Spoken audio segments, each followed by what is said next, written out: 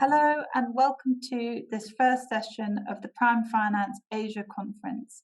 My name is Camilla Macpherson, I'm Head of Secretariat, and I'm going to start today's session with some housekeeping.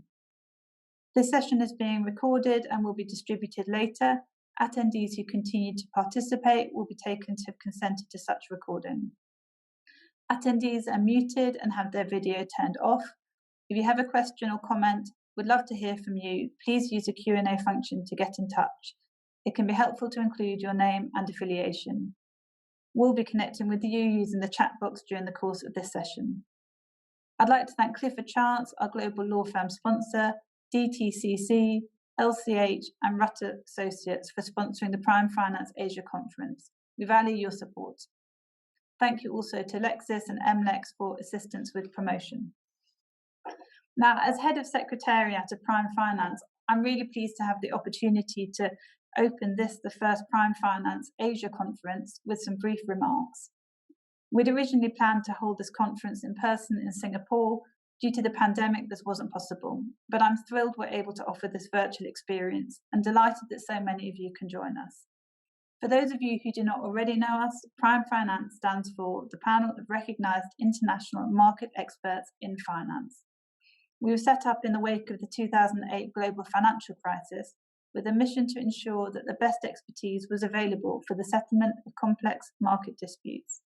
Our panel of experts now includes more than 200 lawyers, judges, bankers, regulators, academics, and market participants. All are world leaders in the field of finance and law. And amongst other things, we offer dispute resolution services and judicial training and education. The current pandemic is most immediately a health crisis, but of course we're already seeing it become a financial crisis. We believe Prime Finance is uniquely positioned to help, with our experts ready and willing to assist in the resolution of disputes in any number of ways. Please take a look at our website to find out more about our experts and our services. I've been Head of Secretariat for just over a year. It's been a wonderful experience, and I'd like to thank the management and advisory boards of Prime Finance for their unflagging support during these turbulent times. But let me report briefly on some of the highlights of the past 12 months. We were pleased to be able to hold our second New York conference at the end of 2019 and our 9th annual general meeting in The Hague in 2020, just a few weeks before the first European lockdown began. Next year will be our 10th anniversary. We're hopeful we'll be able to meet somehow in person for it. Since June, we've been running regular virtual events under the banner of Prime Time. Topics have included sustainability, financial regulation, innovation, markets, and insolvency, all areas which have been pushed up the agenda by COVID-19. Recordings of all sessions are available to view on our website. Please do take a look. And Prime Time will continue next year, so do join us. We also won the prestigious Holsbury Rule of Law Award in recognition of our judicial training programme. To date, Prime Finance and its experts have conducted 22 judicial training programs in 12 jurisdictions across 5 continents, with upwards of 1,000 members of the judiciary participating. So if you think our program, based on financial markets disputes, would be of interest to judges in your jurisdiction, please get in touch. Finally, we've just begun a review of the Prime Finance arbitration rules. We'll be going out for public comments in due course, so do look out for mailings from us about this. Let me now introduce Rick Grove. Rick is CEO of Rutter Associates and a former fixed income and commodity derivatives executive at Bank of America and P.R.I.M.E. He's a former CEO of ISDA and one-time lawyer of Cravath, Swaine & Moore. He's a Prime Finance expert and also a member of the Prime Finance Management Board. Thank you, Rick, for the huge amount you do to support Prime, and in particular, everything you've done to raise our profile in Asia. I should add that Rick is the driving force behind this conference. Rick, I'm now going to hand over to you to give more details of the conference programme and introduce today's keynote speaker. Thank you.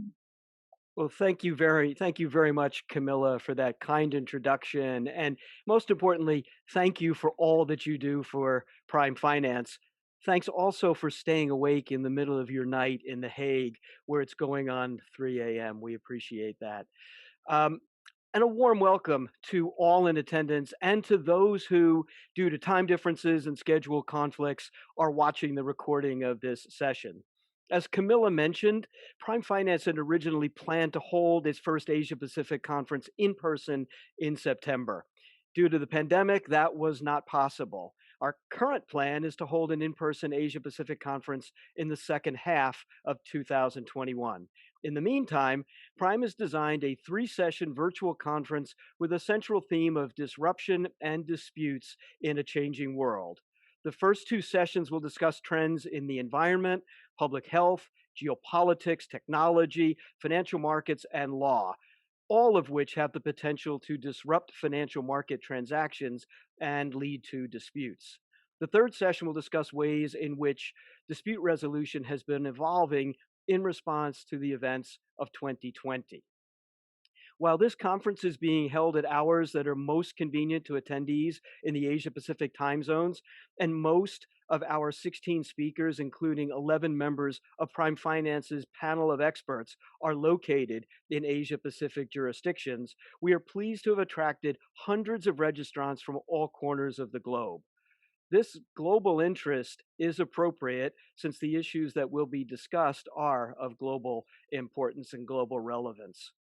In addition to today's session, the second session will be held on Tuesday, the 8th of December at 7 p.m. Singapore, Hong Kong, Shanghai time, 8 p.m. Tokyo time, 10 p.m. Sydney time, which is 11 a.m. in London and 6 a.m. in New York.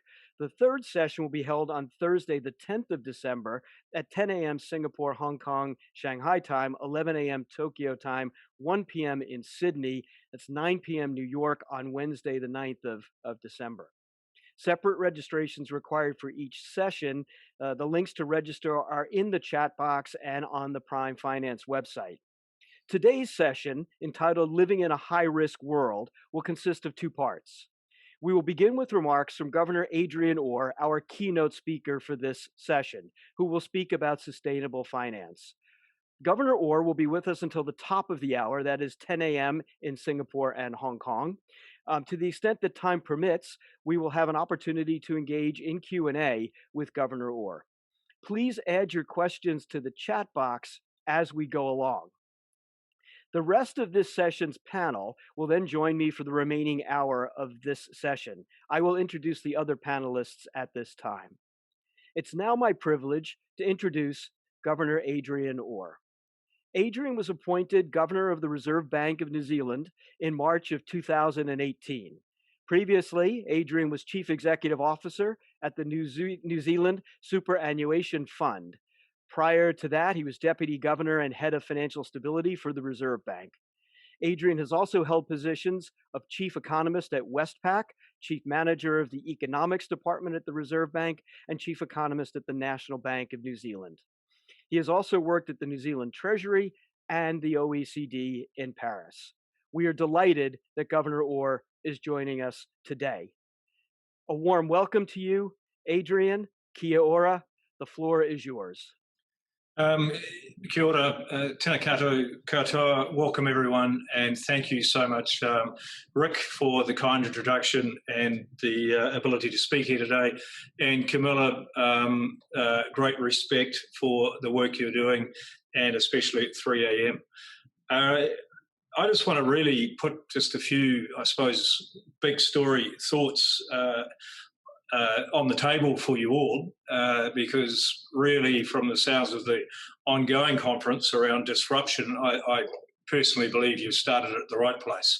We talk about the here and now, what appears to be the urgent, which is this heinous COVID-19 virus that we are challenging to manage, mitigate, remove. But underlying it is a significant challenge to us all, which is around the economic and economic well-being impacts of climate change. Whether you do or don't believe in the science, I don't think that really matters anymore, because the mere fact that people are starting to operate in reaction to changing weather patterns, changing climate change issues, means that the economic impact is here and now. It's not something for the future, it's something that is right here now. We often talk about economic prosperity on its own as if it can be divorced from environmental sustainability or social cohesion or cultural inclusion. But really those 4 points can either be a virtuous circle of sustainable prosperity, inclusion, cohesion, or it can be a vicious circle. At present, we've been talking about the health component of that, creating real challenges around social cohesion, economic prosperity. But that environmental sustainability component is absolutely critical. We cannot divorce economic activity from the environment we're operating in, and why would we? Why would we? We all work to be secure, to be in an environment we're comfortable with, to be able to swim in the river that we're involved in, walk in the forest, do whatever way you want to connect. So the economic impact, when we look at it, in 3 kind of general ways. The first one is the physical impact. That's, as soon as we talk about climate, we think of the science, we think of floods, we think of droughts, but we don't think enough about just extreme weather patterns. And the extreme weather patterns are really the first physical manifestation we're seeing. Not too many people are going to drown by standing in the same place waiting for the sea level to rise by 2 centimetres a year, but the physical, the weather and biodiversity impacts of climate change are here and now. The other parts that really come into the world of financial markets and without doubt disputes is that tastes are changing rapidly. What gets measured gets managed, and people are starting to say, just as consumers did with products many years ago about how many people were killed in the making of this product, people are now wanting to know how is the planet being assisted or damaged in the making of this product. So as consumers, we are changing behaviour rapidly, we're shopping locally, we are discouraging travel. That's not such a big problem right now.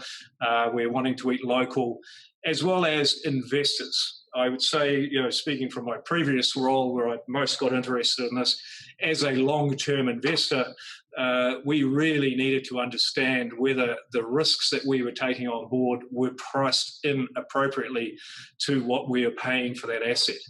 And I would say generally not. Now, you only have to fast forward 2-3 years, increasingly it is being reflected in the price of assets. Accurately enough? No. Probably never will be, but the questions are being asked as soon as you are buying into an asset. At probably the most direct level, and it's certainly impacting here in New Zealand, and I know in many places around the world, if you can't insure the asset that you're buying, then you're not going to be able to borrow money against it. You're not going to be able to mortgage your house if you can't insure it, or your land. Likewise, you aren't going to be able to invest in the land if you can't insure the land. And so straight away you get into these very complex here and now economic problems of what goes on. How do these problems manifest themselves? Well, in this role at the Reserve Bank, we're the financial regulator, prudential regulator, as well as the monetary policy. And we tend to think of financial stability existing when all of the relevant risks have been identified. We can see them. Priced, you're either prepared to take that risk on or not, based on the underlying components. And through that action, they're going to be allocated to those who are probably best able to manage them. When it comes to climate change, identifying it is nigh impossible. Pricing it is so young and subject to so much asymmetry of information. Hence, it's unlikely to be identified, priced, and thus allocated, and not allocated to those who can best manage. Too often people are holding risks that they don't even realise, or they are paying too little or paying too much for risk protection. That's the other side of it as well. So it's about trying to identify those risks and make sure that there's relative prices and allocation. Now, the allocation isn't going to be resolved by the private sector itself. Capitalism works to an extent, but there are solid reasons for market failure in these areas. We've always talked about the tragedy of the commons in economics. Rick, I see the economics textbook on your shoulder there. The tragedy of the commons is if I can't get all of the rents from my effort to myself personally, I'm not going to invest, and collectively we will underinvest. And so there needs to be interventions going on in this area to make sure that this market failure around climate change are properly identified and sufficiently invested in. And the investment dollars are unprecedented when we start working our way through it all. And the other side, with the biggest failure really is just the tragedy of the horizons. So rather than the commons about making sure that I keep that bit of the environment safe for me here and now, it's also about for this current future and all future generations that we tend to prefer to consume ourselves. We've never met the future generation. What have they ever done for us? I think was the comedian line. So we need to be thinking much harder about our caretaker role. In Aotearoa, New Zealand, we call that being a kaitiaki, a guardian of current and all future activity. So you pull all that together and we're all about identifying pricing, ensuring they're allocated and intervening where and when needed. For us as a central bank, I do recall when I first talked about climate change being on our risk radar, the traditionalists said, what on earth has that got to do with monetary policy or central banking? Now it's the other side saying, hurry up, hurry up, hurry up. I'm pleased to say that central banks around the world, we've done the very first thing that most humans do. We've formed a committee. That sound familiar? And that committee is this network for greening the financial systems. So this is where financial regulators for insurance and for financial systems and central banks are getting together, and we are trying to identify and understand the broad economics, the broad risk it means for economies and financial institutions, how we then go and make sure that these risks are disclosed and are managed, and doing a lot of training and shared training between us all around having very clear single stress tests we can put across our institutions, domestic, globally, and also supervision training so that we know the right questions to ask and how to probe and bring light to the issue on the way through. Ourselves at the Reserve Bank here in New Zealand, we bit the bullet. You don't throw stones if you're in a glass house. So the first part of our strategy around climate change was measuring our own impact and thinking about how we could better manage that. You have to make sure your own backyard is tidy, and we published our own carbon footprint for the first time only this year in our annual report. So, the central bank is pretty late to the party as far as I'm concerned relative to the private sector. We've also been working very hard through our regulatory role of ensuring that banks and insurance companies have front of mind when they are making their business, that they are taking on into account that they're going to be with these people for 30 plus years. So a 30-year mortgage means that it has to be insured right here, right now. How are you thinking about that? And how are you building your portfolio up, understanding that those risks are embedded within it? The equity markets, I think, have been a lot better than the debt markets at thinking about relative pricing of climate change risk. Debt markets will be more about issuing green bonds rather than differentiating pricing on I'd say, brown bonds. So you've had a lot of nice new shiny green bonds issued, but you haven't had enough differential pricing on traditional debt instruments. That is changing rapidly. I see across the Tasman Ocean from where I stand in Australia, banking, coal mining is probably not the best business in town at the moment as far as customers and environmental investors are concerned. So these challenges are there. And the last part that, a central bank can play in any country is really international connectedness. And this is where we are a conduit to what is going on internationally. It's a global problem. It has been fast-forwarded due to the COVID-19 challenge. I think the IMF said something like $11 trillion US. I don't even know what that means. It sounds so large. A lot of money has been brought forward to have to be invested here and now through government fiscal policies for the COVID challenge. What we want to make sure is that that investment is necessary for inflation, demand, all the traditional expansionary fiscal policies, but that it is also of some quality form.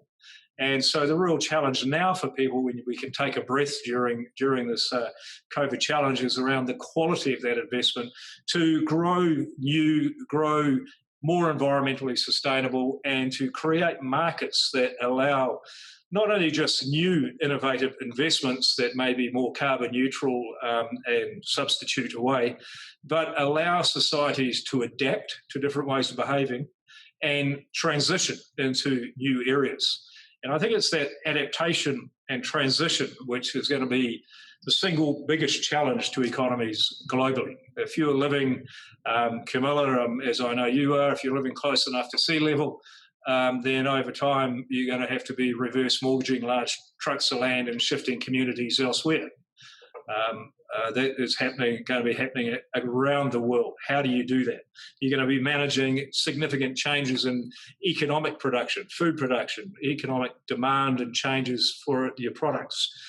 We are growing all sorts of different products in different parts of our country now that we would have never thought of quickly, but traditional products are struggling to be produced and or to be accepted internationally. So creating these environments and this knowledge is an important role for the Reserve Bank.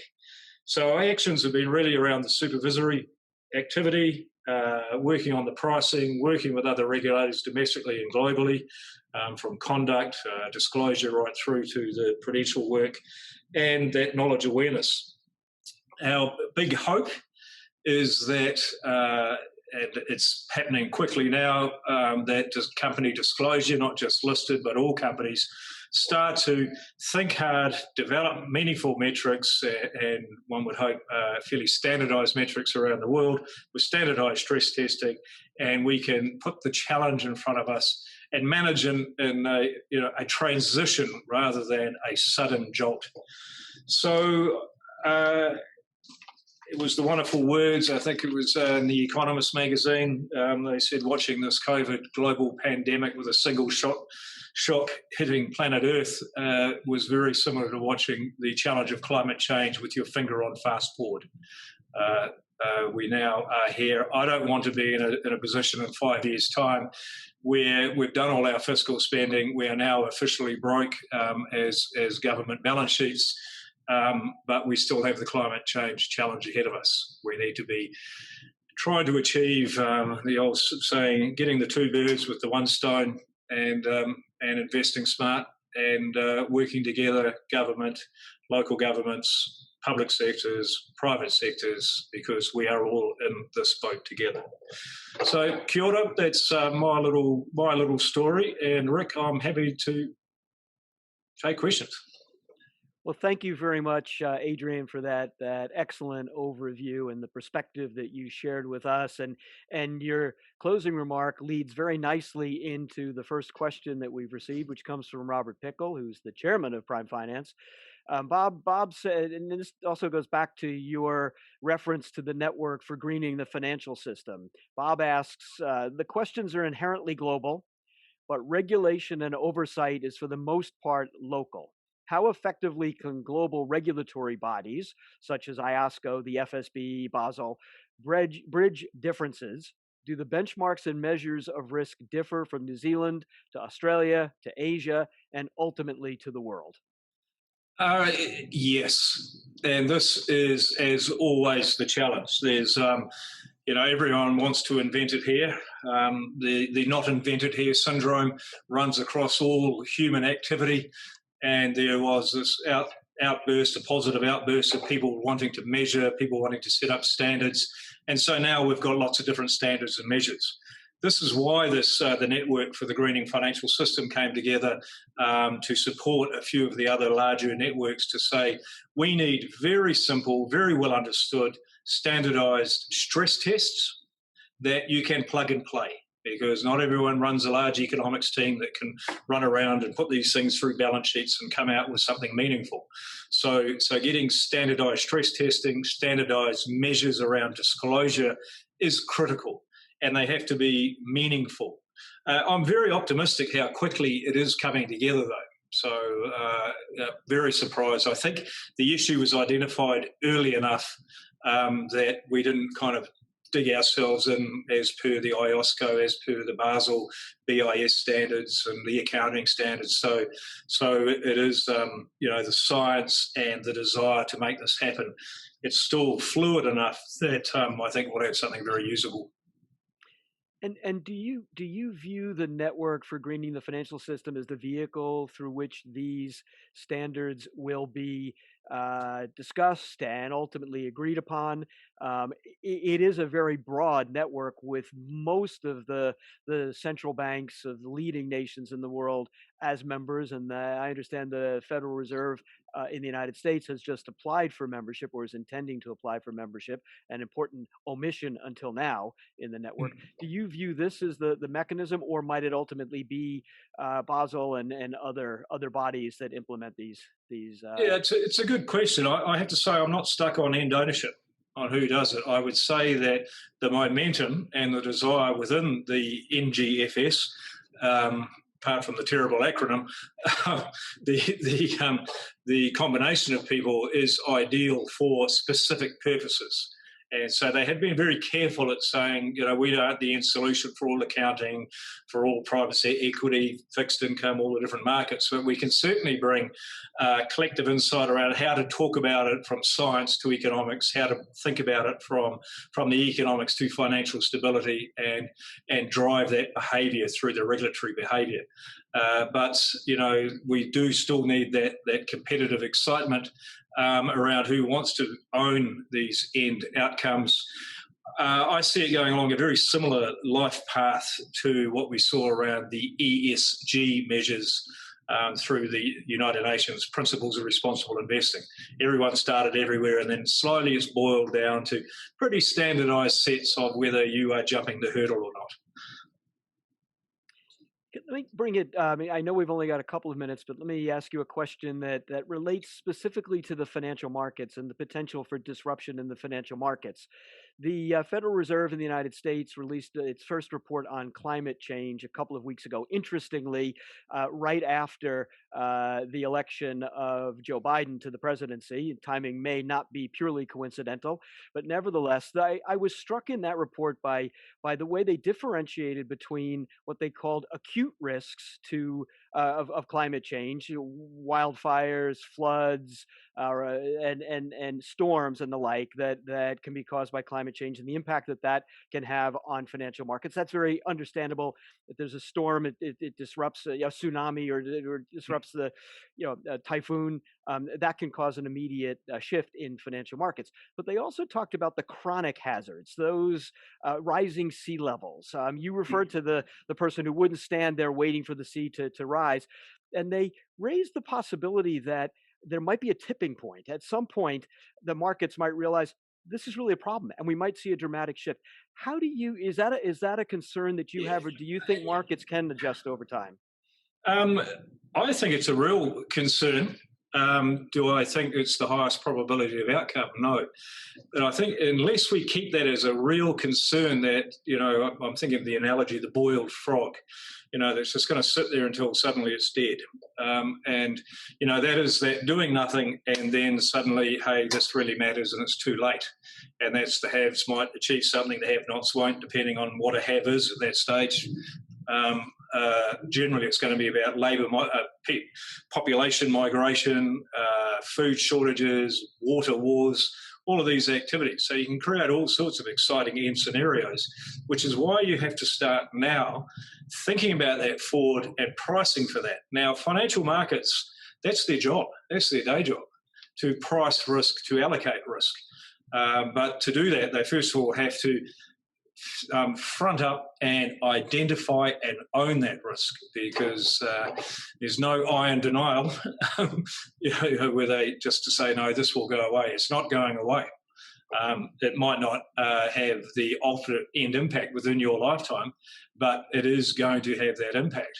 Now, we can make the transition and adaptation. I far prefer those concepts than I do around the innovation, waiting for the new big thing that will save us. We have to do all three, but investment's been too focused on just innovation. The slowest movers in the whole game, I believe, have been public policymakers. Consumers move pretty quickly, investors followed quickly because that's where the money went.